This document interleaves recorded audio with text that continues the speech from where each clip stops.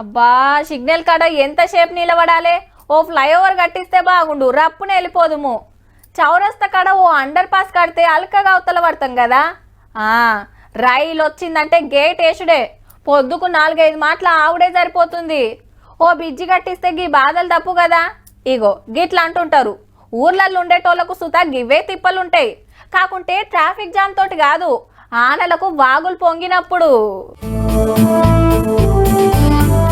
అటు పొలాలు ఇటు పొలాలు నడిమిట్ల బ్రిడ్జి నిన్ననే ఓపెనింగ్ అయితే ఎట్లెట్లుందని చూస్తున్నట్టున్నారు ఊరోళ్ళంతా. ఏండ్లకెళ్ళి ఎవ్వరు పట్టించుకోకుంటే రైతులే కట్టుకుర్రు. మళ్ళా 8,30,000 దాకా ఖర్చు వచ్చింది. మనిషికి ఎకరానికి 5 నుంచి 10,000 మధ్యలో వేసుకొని మేమే తలాయిని వేసుకొని చేసుకున్నాం. గదన్నట్టు జగిత్యాల జిల్లా బొల్లం చెరువుల ఈ వాగును ఆనుకొని 300 ఎకరాల వ్యవసాయ భూములు ఉన్నాయట. ఇది దాటితేనే పొలాలకు పోయేది. ఆనకాలం వచ్చిందంటే మస్తు తిప్పల. ఓ బిజ్జి కట్టియమని ఆఫీసర్ల చుట్టూ ఏండ్ల కమానం తిరిగి యాస్టగొని రైతులే ముంగట పడ్డరిగా.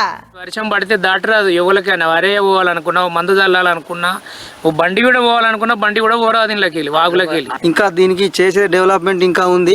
ఏదన్నా ఉంటే అధికారులు కానీ ఎవరు కానీ ఇప్పటి నుంచి ముందుకొచ్చి ఇదేమన్నా చేయాలని కోరుకుంటున్నాం. ఇప్పుడన్నా కడమపడు లొడిపించి ఊరోళ్లకు ఆసరైతట్టు చూడుర్రి సార్లు జరా.